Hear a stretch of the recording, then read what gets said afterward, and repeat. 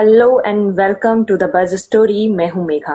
अगर बात करें अभी के सिचुएशन की तो कोरोना की दूसरी लहर आ चुकी है जो कि पहले से भी ज्यादा घातक है। इस दूसरी लहर से काफी लोग प्रभावित हुए हैं। वहीं अगर बात करें बैंकिंग सेक्टर की तो बैंकिंग सेक्टर भी काफी प्रभावित हुआ है। तो बैंकिंग सेक्टर के बारे में कितना प्रभावित हुआ है और क्या चल रहा है बैंकिंग सेक्टर में, क्योंकि बैंक्स अभी भी खुले हैं, तो इन सारी चीजों पर बात करने के लिए आज हमारे साथ जुड़े हैं सत्येंद्र श्रीवास्तव। सत्येंद्र श्रीवास्तव बैंक ऑफ बड़ौदा के ब्रांच मैनेजर हैं। तो चलिए इनसे बातचीत करते हैं और पता करते हैं कि क्या सिचुएशन है पूरे बैंकिंग सेक्टर की। हेलो सर, आपका बहुत बहुत स्वागत है। धन्यवाद मैडम। सर, तो मैं सबसे पहले आपसे यही पूछना चाहूंगी कि इस कोरोना सिचुएशन में कितना मुश्किल है बैंक जाकर काम करना आपके लिए। मैडम, अभी का जो हम प्रेजेंट सिचुएशन देख रहे हैं वो एक बैंक कर्मी नहीं, सभी के लिए बहुत मुश्किल है।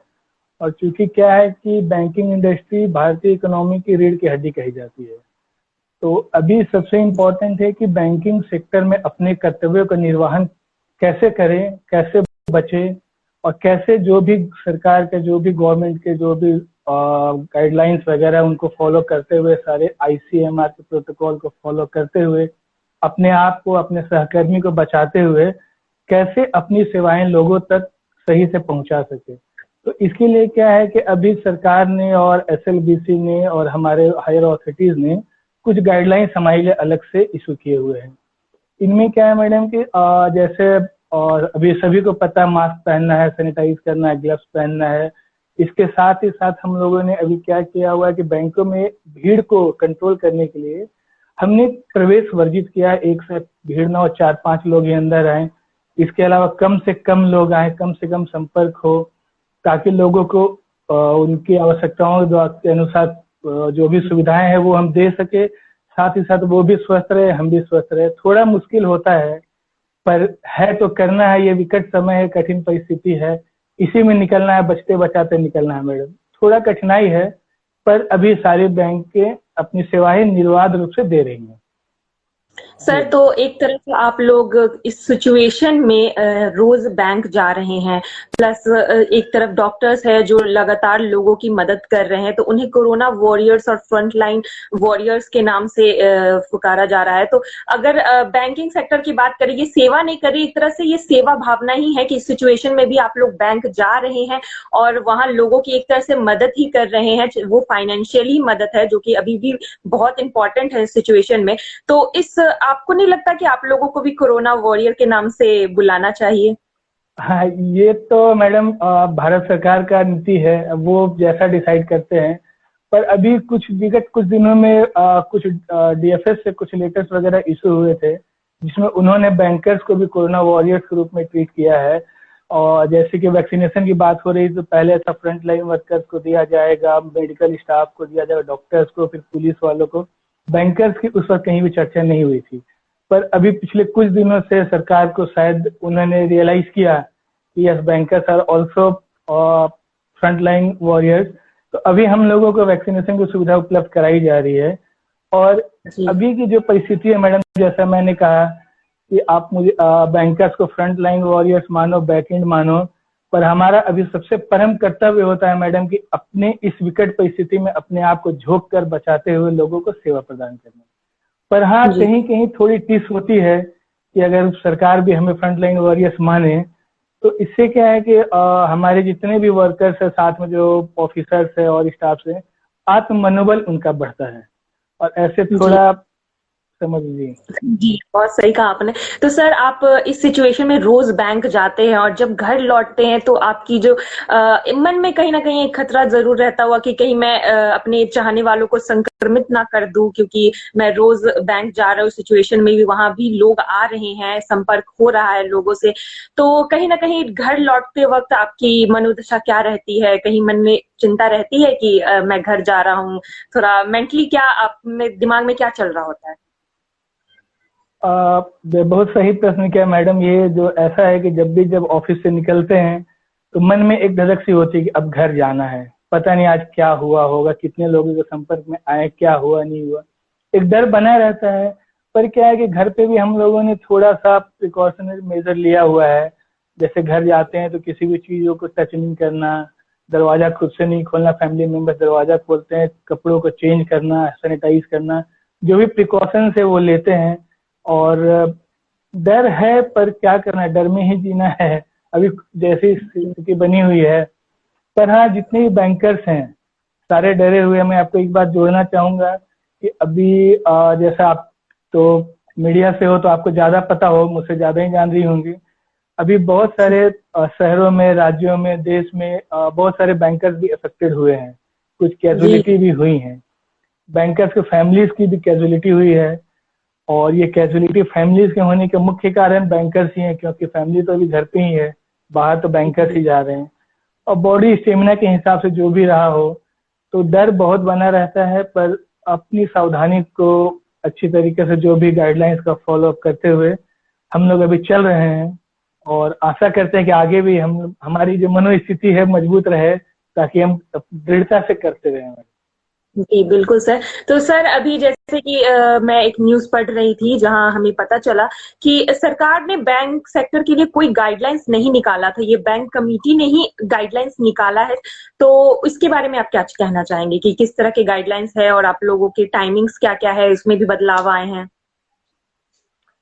ऐसा मैडम, बेसिकली बैंकों की जो टाइमिंग होती है, और इसके लिए लास्ट टाइम भी जो कोरोना का फर्स्ट फेज चला था, तो ये गाइडलाइन जो है वो state level bankers committee SLBC, जो कि जैसा हर स्टेट में स्टेट कैपिटल में होती है, तो बैंकों की जो टाइमिंग वगैरह के जो टेम्परेरी जो अरेंजमेंट होता है, ये local case to case basis पे, एरिया टू एरिया बेसिस पे ये SLBC लेती है।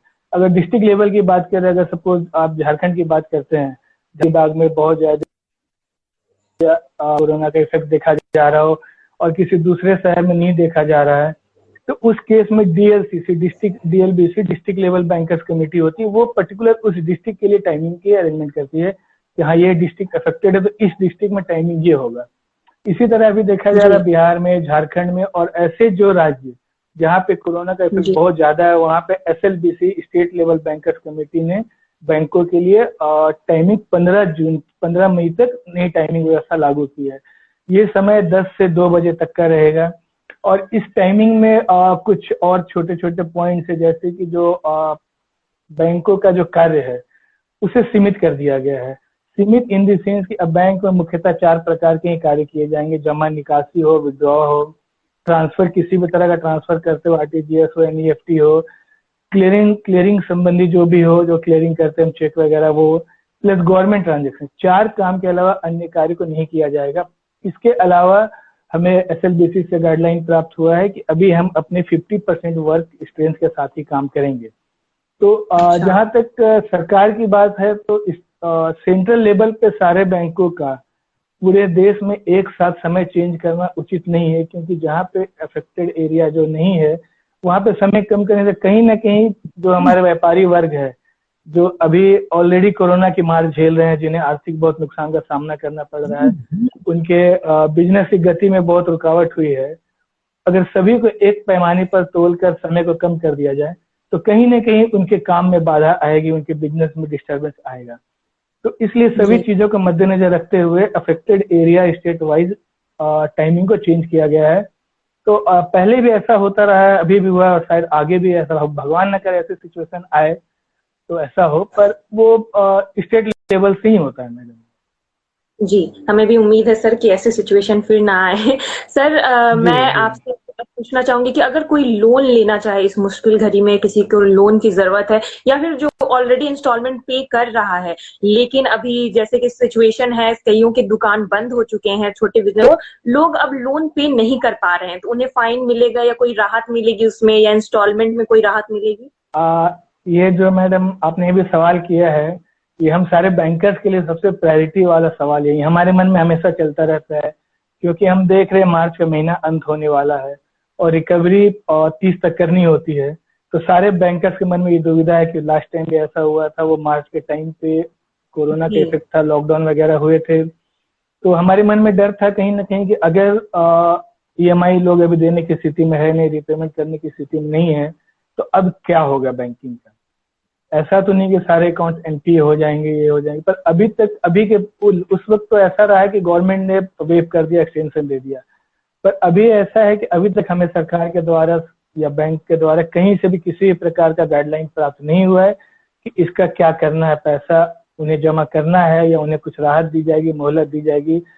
आज की तारीख तक बात करें तो आज की तारीख तक उन्हें किस्त देना है, इंस्टॉलमेंट देना है। अब देखिए आगे क्या होता है, पर हम भी बहुत चिंतित हैं कि क्या होगा आगे, कैसे होगा।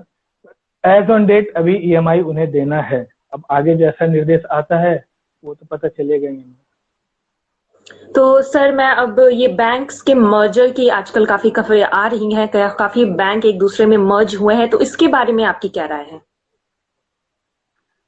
मैडम देखिए, बैंकिंग मर्जर और जो बैंकिंग इंडस्ट्री है, इसमें चेंजेस, रिफॉर्म शुरू से होते आए हैं।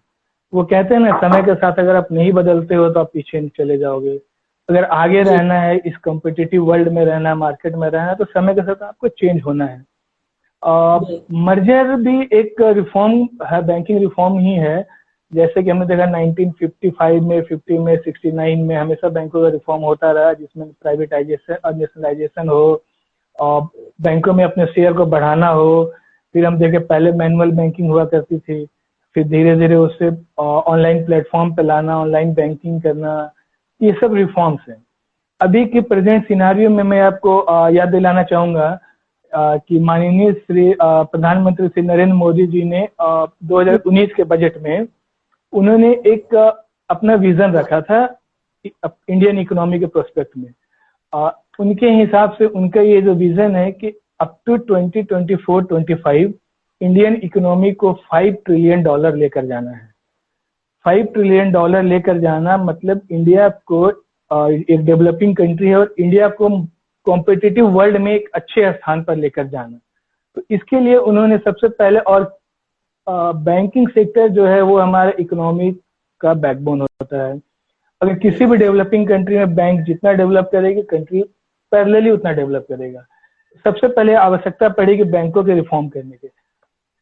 हमारे पास 27 नेशनलाइज बैंक और कुछ प्राइवेट बैंक्स हैं, कुछ छोटे बैंक है, कुछ बड़े बैंक हैं। ये देखा गया कि छोटे बैंकों की लेंडिंग कैपेसिटी उतनी ज्यादा नहीं होती। उनका जो लेंडिंग कॉस्ट होता है, लेंडिंग कॉस्ट कहने का मतलब जो वो लोन देते हैं उस पर जो बैंकों का खर्च होता है और बैंक जो लोन रिकवरी में जो परसेंटेज है, मार्जिन है, वो बहुत कम होता है। बैंक के अपने भी ऑपरेटिंग खर्चे होते हैं। उस केस में बैंक, इंडियन बैंक जो है वो बहुत बड़े प्रोजेक्ट्स को फंड नहीं कर पा रही है, जो कि ग्लोबली एक अपना स्थान रखता हो। तो इसलिए गवर्नमेंट ने सबसे पहले डिसाइड किया फॉर एक मर्जर का। मर्जर मतलब बैंकों को रिफॉर्म करना है, छोटे छोटे बैंकों को मिलाना, एक बड़ी बैंक बनानी है। बड़ी बैंक बनने से क्या होगा कि बैंकों की कुछ वीकनेस, जिन बैंकों में कुछ कमियां हैं, किसी में कुछ बहुत अच्छी चीजें हैं, वीकनेस कम हो जाएंगी, बैंक मजबूत होगा, उनकी लेंडिंग कैपेसिटी बढ़ेगी। इससे फायदा ये है मैडम कि बैंक बहुत बड़े बड़े प्रोजेक्ट को फंड कर सकता है इंटरनेशनली। वर्ल्ड में $5 ट्रिलियन इकोनॉमी बनानी है, वर्ल्ड में अपना स्थान रखना है, इसलिए मर्जर को बैंक ने, सरकार ने मर्जर एक प्रपोजल दिया और कुछ बैंकों को मर्ज भी किया गया है। 2018 में हमने देखा देना बैंक, विजया बैंक को बैंक ऑफ बड़ौदा से, लास्ट फाइनेंशियल ईयर में हमने देखा पीएनबी, यूनियन बैंक, बहुत सारे बैंकों को मर्ज किया गया है। तो सर मुझे ऐसा पर्सनली लगता है कि मर्जर एक बहुत ही अच्छा कदम है ताकि बैंकिंग इंडस्ट्री दुनिया में, वर्ल्ड में एक स्थान रखे। और जो सरकार का सपना है $5 ट्रिलियन, क्या है, इकोनॉमी बढ़ेगी तो उससे डायरेक्टली इनडायरेक्टली सभी लोगों को बेनिफिट होगा। वर्ल्ड में हमारा नाम, हम जाने जाएंगे, ग्लोबली जाने जाएंगे, और देश जितना मजबूत होगा हम उतने मजबूत होंगे, हमारी फैमिली मजबूत होगी, समाज के सबसे पिछले स्तर पर खड़े लोग मजबूत होंगे। तो इन सब प्रोस्पेक्ट से देखा जाए तो मर्जर बहुत ही अच्छा कदम है और सरकार ने आगे विजन रखा है कि आने वाले दिनों में 4 से 6 बैंक ही रखेंगे, जिससे आने वाले दिनों में कस्टमर्स को, पर्सनली आपको, मुझे, सभी को फायदा होना है। ये लंबा विजन है जो आगे देखने को मिलेगा। सर अभी कुछ महीने पहले बैंक हड़ताल पे गई थी, बैंक कर्मचारी काफी आक्रोश में थे सरकार के, एक सरकार कहा था निजीकरण के बारे में ये आया था, तो सर उस पे आपकी क्या राय है? कि बीइंग अ बैंकर, मैं तो निजीकरण के खिलाफ हूँ, क्योंकि निजीकरण करने से जैसा मुझे लगता है कि बहुत ज्यादा फायदा होना नहीं है। जैसा आप हमारे बैंकिंग सेक्टर के पुराने इतिहास को देखेंगे तो 20 जुलाई 1969 को श्रीमती इंदिरा गांधी ने 14 नेशनलाइज बैंक को प्राइवेट बैंक को नेशनलाइज किया था। फिर 1980 में 6 बैंकों का नेशनलाइजेशन किया गया। तो ऐसा क्या था कि उस वक्त प्राइवेट बैंकों को नेशनलाइज करने की जरूरत पड़ी।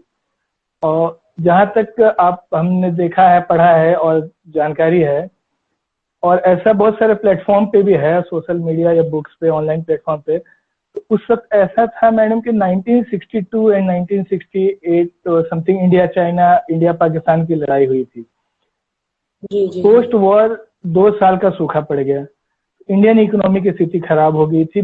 गरीब तबकों को वो उधार नहीं मिल पा रहा था बैंकों से, जो कर्जा वो नहीं मिल पा रहा था, बैंकों की स्थिति खराब थी।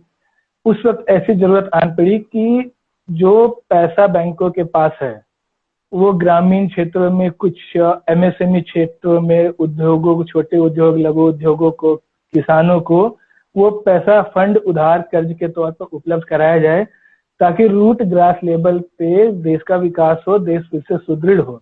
जो क्षति युद्ध से मिली है, जो बाढ़ से जो किसानों को क्षति हुई है, उसकी भरपाई की जाए। इन्हीं सब मुद्दों के मद्देनजर बैंकों का नेशनलाइजेशन किया गया। और अभी के परिप्रेक्ष्य में हम देखते हैं कि हमारा जो कृषि सेक्टर है, छोटे उद्योग है, लघु उद्योग है, इनका विकास उस स्तर पर नहीं हो पाया है कि इन्हें अकेला छोड़ दिया जाए। सरकारी बैंक है, जो भी नेशनलाइज बैंक है, वो प्रॉफिट के साथ साथ कुछ पैसे, कुछ मैं नहीं कहूंगा, मैं कहूंगा अपने काम का बहुत बड़ा हिस्सा, बहुत बड़ा मैन पावर वो नॉन पे लगाती है, नॉन प्रॉफिट वर्क पे लगाती है। जैसे कि हम कहें कि कुछ गवर्नमेंट की स्कीम्स हो, गवर्नमेंट की जो भी स्कीम है, जैसे अब देखेंगे प्रधानमंत्री जनधन योजना, मुद्रा योजना, सुरक्षा बीमा, जीवन ज्योति, सुकन्या समृद्धि, अटल पेंशन योजना, जो भी गवर्नमेंट की योजना है, इवन आधार एनरोलमेंट है, गवर्नमेंट ये सारी काम बैंकों से करवा रही है, बैंकों को दिया जा रहा है, बैंक ये काम बहुत अच्छे से कर रहे हैं। तो ये सब काम देखा जाए तो बहुत ज्यादा इनमें बैंकों को प्रॉफिट नहीं होती है। पर बीइंग अ नेशनलाइज बैंक, सरकार के जो भी एजेंडा है, सरकार का जो भी प्रपोजल है, जो भी नीति है, निर्देशन है, उनको लोगों तक पहुंचाना है। अब अगर बैंकों का प्राइवेटाइजेशन किया जाए, हम कंपैरिजन करते हैं, तो अभी तक का जो भी स्टैटिक सामने आया है, प्राइवेट बैंकों का परसेंटेज और नेशनलाइज बैंकों का परसेंटेज गवर्नमेंट स्कीम को लोगों तक पहुंचाने में बहुत बड़ा गैप देखा जाता है। प्राइवेट बैंक प्रॉफिट ओरिएंटेड होते हैं। हाँ, ये कहने को आपको मिलेगा कि हाँ मुझे अच्छी सर्विस मिल रही है, वो अलग फैक्टर है। तो अगर बैंकों का प्राइवेटाइजेशन कर दिया जाए तो कहीं ना कहीं मुझे लगता है कि समाज के पिछड़े पायदान पे खड़े लोगों को बैंकों का लाभ डायरेक्टली नहीं मिल पाएगा, क्योंकि प्राइवेट बैंक ऐसा कोई भी कार्य करने में अपनी रुचि नहीं दिखाएगी जिसमें कि उसे प्रॉफिट ना हो। किसी भी कार्य को करने के लिए, छोटी छोटी चीजों को करने के लिए बैंक को खर्च लगता है। वो खर्च आपका ऑपरेटिंग कॉस्ट सैलरी के रूप में आप देख सकते हैं, कन्वेंस के रूप में देख सकते हैं, मैन पावर के रूप में देख सकते हैं, वो खर्च लगता है। प्राइवेट इंस्टीट्यूशन हो, प्राइवेट बैंक हो, उनका इंटरेस्ट प्रॉफिट जनरेशन में होगा। और जब बैंक प्राइवेट हो जाएंगी तो बैंकों से सरकार का अधिकार कम हो जाएगा। प्राइवेट जो शेयर होल्डर, उनका अधिकार बढ़ेगा, तो वो अपने फायदे, अपने हिसाब से वो गाइडलाइन बनाएंगे, अपने हिसाब से कार्यों का क्रियान्वित करेंगे। सरकार की जो गाइडलाइंस हैं वो सही तरीके से लोगों तक नहीं पहुंच पाएगी। तो मुझे लगता है कि हमारे लिए, देश की जनता के लिए, समाज के पिछड़े वर्गों के लिए, लघु उद्योग, कृषि उद्योग जो भी हैं, जिन्हें अभी आर्थिक मदद की बहुत आवश्यकता है, प्राइवेटाइजेशन के बाद वो शायद वंचित रह जाएंगे। तो as per my thinking, privatisation अभी के समय में, अभी के परिवेश में बहुत जल्दी उठाया जा रहा कदम है, जिसे कुछ दिनों पर के लिए पोस्टपोन कर आने वाले विगत 2, 4, 10, 15 सालों में के बाद सोचना चाहिए। जी क्योंकि खासकर अभी कोरोना के जो माहौल है उससे लोगों को काफी नुकसान का सामना करना पड़ रहा है। काफी छोटे जो उद्योग है वो भी बंद हो चुके हैं। ऐसे में प्राइवेटाइजेशन आएगा तो मुझे भी ऐसा ही लगता है कि लोगों को काफी मुश्किलें होंगी। खासकर जो आम लोग हैं और जो मध्य वर्ग के लोग हैं या निचले वर्ग के लोग हैं उन्हें मुश्किलों का सामना करना पड़ेगा सर। तो सर जी आपने जी। जैसे कि सरकार की योजनाओं के बारे में बताया, मैं आपसे इस पे एक क्वेश्चन पूछना चाहूंगी कि सरकार की जो भी योजनाएं आती है उसका काफी एक असर पड़ता है बैंक पे, और बैंक की एक जिम्मेदारी हो जाती है एक तरह से कहे सरकार की योजनाओं को चलाने का। तो सर आप लोग इस जिम्मेदारी को किस तरह से निभाते हैं, कैसे उठाते हैं, और जितनी भी योजनाएं सरकार की आती हैं उसे कैसे ग्राउंड लेवल पर वो योजना पहुंचे, इसके लिए आप लोग क्या करते हैं? मैडम देखिए, जो भी सरकार की योजनाएं आती हैं तो सबसे पहले बीइंग अ बैंकर हम लोग एक पर्टिकुलर एरिया में सर्विस दे रहे होते हैं, तो हमारा एक टारगेट ग्रुप होता है। अब किसी भी जी योजना को आप ले लेते हैं, सपोज आप जीव जनधन योजना की बात कर लें। जनधन योजना हो या जीवन ज्योति योजना, सुरक्षा बीमा योजना, जो 12 रुपये और 330 रुपये की बीमा वाली जी योजनाएं हैं, तो ये जब हमारे पास गाइडलाइन सरकार की तरफ से आता है तो सबसे पहले हम लोग अपने जो हमारे कस्टमर बेस होते हैं, हर एक बैंकों का, हर एक शाखा का, हर एक ब्रांच का अपना एक कस्टमर बेस होता है। हमारे पास जी 10,000, 20,000, 25,000 कस्टमर्स हैं। उन कस्टमर्स में हमारे 10% इलाइट कस्टमर्स है, 10% ऐसे उनका एक हम लोगों ने डाइवर्सिफिकेशन रखा हुआ है कि कौन सी स्कीम, क्योंकि बहुत सारी स्कीम सभी के लिए लागू नहीं होती। तो अपने एरिया में जो हमारे टारगेट ग्रुप है, टारगेट एरिया है, अपने स्टाफ के स्ट्रेंथ के हिसाब से हम लोग बहुत सारे सोशल मीडिया बोले या बहुत सारे प्रचार माध्यमों का प्रयोग करते हैं, जैसे कि गांव में अनाउंसमेंट कराना कि फलाना सरकार का ये जी भी स्कीम चल रहा है, आप अपने शाखा में आए। बहुत बार ऐसा होता है कि कुछ ग्रामीण शाखा में आना नहीं चाहते हैं या उनके पास सुविधा ना हो या कुछ भी जो उनका रीजन रहा हो, तो उस केस में समय समय पर हम लोग गांव में, कस्बों में, मोहल्लों में कैंप लगाते हैं। कैंप लगाकर बकायदा सभी को शिक्षित किया जाता है कि सरकार का ये योजना अभी आया हुआ है, इसकी ये उपलब्धियां हैं, इसके ये फायदे हैं, आप लोग आओ, आप एलिजिबल हो, अपनी आप इनरोल कराओ। तो इसमें थोड़ी मुश्किल होती है। मुश्किल इसलिए होती है कि बहुत सारी योजनाएं जो सरकार की आती हैं, जो हमें लागू करवाना होता है, हमें रिपीटली उन्हें समझाना पड़ता है कि जो एक बार सरकार ने बताया, पेपर में, न्यूज में, सभी में आता है, तो उन्हें हमें फिर से बताना पड़ता है, समझाना पड़ता है, उनके घर पे जाना पड़ता है, चौक चौराहों में वो अपना ग्रुप बनाते हैं, मुखिया को बताते हैं, जो भी उनके रिप्रेजेंटेटिव होते हैं। और एक बार ऐसा है कि थोड़ी सी मेहनत करनी पड़ती है, पर गांव में समूह में अगर किसी 2-4 लोगों को हमने समझा दिया तो फिर हम वो धीरे धीरे धीरे ऑन गोइंग बेसिस पर उसे इम्प्लीमेंट करते हैं। और इसका जो भी इम्प्लीमेंटेशन जितना भी है वो हम सरकार को समय समय पर डेटा मुहैया कराते रहते हैं कि हमारे शाखा से इस ग्रुप का, इस स्कीम का इतना हमने अचीव किया, इतने लोगों को हमने लाभ पहुंचाया है। जी जी जी सर, ये तो हो गई स्कीम की बात, गवर्नमेंट स्कीम की बात। अब मैं सर पर्सनल लेवल पे कुछ चीजें पूछना चाहूंगी कि जैसे कि जी। एक बैंक जैसे फंक्शन करता है नॉर्मल डेज में, अभी वैसे नहीं कर रहा है। कई लोग आते हैं, बहुत घंटों इंतजार करना पड़ता है, उन्हें लाइन में खड़े होना पड़ता है सोशल डिस्टेंसिंग की वजह से, और वो इस बात से गुस्सा हो जाते, कभी कभी इंतजार नहीं कर पाते हैं। प्लस आपके जो साथी कर्मचारियां हैं या कर्मचारी जो भी काम करते हैं बैंक में, उन्हें भी कई मुश्किलों का सामना झेलना पड़ता है और काफी हो जाता है। उस तनाव भरे माहौल में एज अ ब्रांच मैनेजर आपकी क्या जिम्मेदारी बनती है, और आप उससे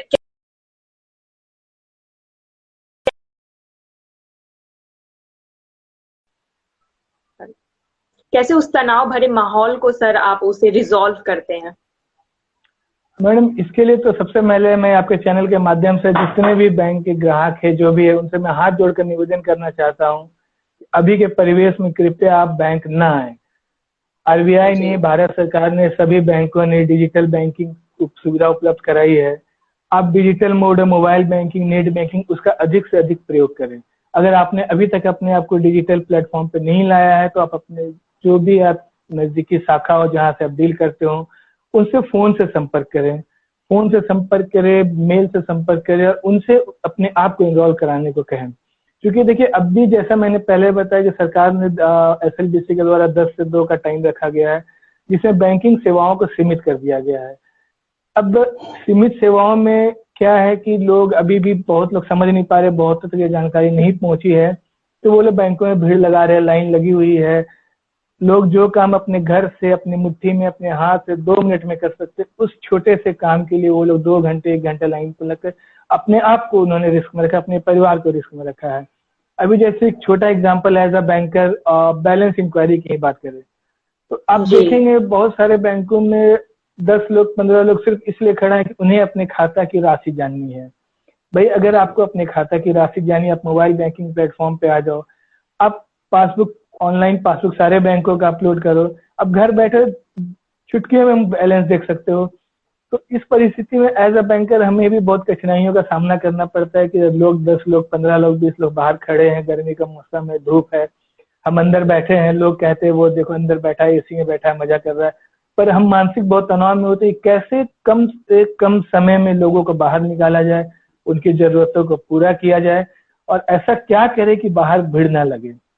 तो अभी बहुत सारे बैंकर्स ने, बहुत सारे बैंकों ने और हमने भी ये शुरू किया है कि हम बाहर जितने लोग होते हैं उन्हें हम ये शिक्षित करते हैं, जागरूक करते हैं कि आप मोबाइल बैंकिंग का इस्तेमाल करिए, बहुत जरूरी ना हो तो बैंक ना आए, केवल कैश जमा करना हो तो बैंक आए। और थोड़ा लोग समझने को तैयार कुछ होते हैं, कुछ नहीं होते हैं, पर हम जी कोशिश कर रहे हैं और हमारी पूरी उम्मीद है कि आने वाले कुछ सप्ताह में, दिनों में हम इस भीड़ को नियंत्रित कर पाएंगे, लोगों तक सरकार का मैसेज पहुंचा पाएंगे। गो फॉर डिजिटल, डिजिटल जी बैंकिंग करिए, सेफ रहिए, अच्छे से रहिए। जी जी सर, मैं लास्टली मैं आपसे यही पूछना चाहूंगी कि आप जो अपना मैसेज है एज अ बैंकर और as a citizen of India, आप लोगों को और अपने ग्राहकों को क्या मैसेज देना चाहोगे, और बैंकिंग को लेकर उनका क्या मूल मंत्र होना चाहिए, इसके बारे में आप क्या कहना चाहोगे? मैडम अभी के परिवेश में तो मैं इतना ही कहना चाहूंगा कि जो हमारे कस्टमर्स हैं, जो हमारे देशवासी है, शहर के वासी है, राज्यवासी, जो भी हमारे मित्र हैं, और विशेषकर जो लोग ये चैनल देख रहे हैं, उनसे मैं ये निवेदन करना चाहूंगा कि भारत सरकार द्वारा, आईसीएमआर द्वारा जारी किए गाइडलाइन का पालन करें। अभी का समय एक अनुशासित समय जीने का, अनुशासित जीवन जीने का समय है। अपने आप को अनुशासन में रखें, जो भी गाइडलाइंस दिए गए हैं उनका पालन करें। और मूल मंत्र की जहां तक बात करूं तो एक ही मूल मंत्र है जो मैंने भी जस्ट आपको कहा कि डिजिटल बैंकिंग का प्रयोग करें, बैंकों में ना आए, जब तक अति आवश्यक ना हो बैंकों में ना आए। जैसा कि सरकार द्वारा, इस राज्य सरकार द्वारा, एसएलबीसी द्वारा निर्देशित किया गया है, बैंकों में कुछ लिमिटेड कार्य अभी किए जा रहे हैं। अपने आप को घर पे रखें और सुरक्षित रहें, और कोशिश करें कि कठिनाइयां होती हैं डिजिटल प्लेटफॉर्म पे काम करना, लोग डरते हैं कि पैसा चला जाएगा, ये हो जाएगा। तो अगर इसे एक जनरलाइज किया जाए तो अगर हम बाइक चलाते हो, गाड़ी चलाते हो, तो उसमें भी खतरा बना होता है। हम संभल कर चलाते हैं, सजग होकर चलाते हैं, हम सुरक्षित रहते हैं। उसी तरह आप डिजिटल बैंकिंग का प्रयोग करिए, बस सावधानी रखिए, और जो भी कर रहे हो उस पर नजर रखिए कि हमने क्या किया। बहुत सारे प्रलोभन आते हैं, फोन आते हैं, कॉल आते हैं, जिनका वो हम देखते हैं कि आरबीआई द्वारा उसका प्रचार प्रसार भी किया जाता है, उन पे ध्यान ना दे। कुछ आप किसी भी बैंक से जुड़े हो तो मैं ये पर्सनली सजेस्ट करूंगा कि आप पर्टिकुलर उसी बैंक के डिजिटल ऐप को यूज करें। जैसे जी बैंक ऑफ बड़ौदा है तो मैं बैंक ऑफ बड़ौदा के ग्राहकों से निवेदन करूंगा कि जहां तक संभव हो आप बैंक ऑफ बड़ौदा का एम कनेक्ट प्लस का इस्तेमाल करें। स्टेट बैंक के हो तो आप योनो ऐप का इस्तेमाल करें। तो आप इन सब चीज जो ऑथराइज बैंक द्वारा ऑथराइज जो ऐप्स है, डिजिटल प्लेटफॉर्म है, उनके इस्तेमाल से रहेगी। और कुछ इधर उधर होने पे जिम्मेदारी इंश्योरेंस कंपनी की बनती है। तो आप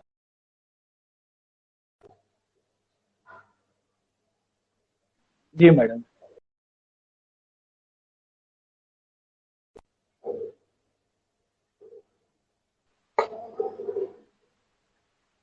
तो सर आज के लिए बस इतना ही। बहुत बहुत शुक्रिया हमसे बातचीत करने के लिए और हमारे दर्शकों जी को बताने के लिए बैंकिंग सेक्टर के बारे में। सर बहुत बहुत शुक्रिया। तो ये ओके। थे सत्येंद्र सिरवल, बैंक ऑफ के ब्रांच मैनेजर, और इन्होंने आज बहुत सारी अहम बातें बताई कोरोना को लेकर, जो सिचुएशन है अभी बैंक को लेकर, बैंक के गाइडलाइंस के बारे में बताया। और दर्शकों से अपील है कि आप ऑनलाइन बैंकिंग का ज्यादा से ज्यादा इस्तेमाल करें, डिजिटलाइजेशन का इस्तेमाल करें। प्रधानमंत्री द्वारा, हमारे जो देश के प्रधानमंत्री है उनके द्वारा भी प्रमोट किया जा रहा है। तो इससे क्या होगा कि इससे आप सुरक्षित रहेंगे और घर से ही आपके जितने भी काम है वो हो जाएंगे। प्लस जो सरकार की जितनी योजनाएं हैं, बैंक के निजीकरण को लेकर भी इन्होंने काफी कुछ बताया है। तो सर, आपका बहुत बहुत शुक्रिया हमारे ग्राहकों को, और हमारे जो व्यूअर्स है और जो बैंक के ग्राहक है उन्हें अब मालूम चल गया होगा और डिटेल्ड में सारी बातें पता चल गई होगी। बहुत बहुत शुक्रिया इसके लिए। तो आज के लिए बस इतना ही। आगे की खबरों के लिए बने रहिए द बज़ स्टोरी के साथ। धन्यवाद।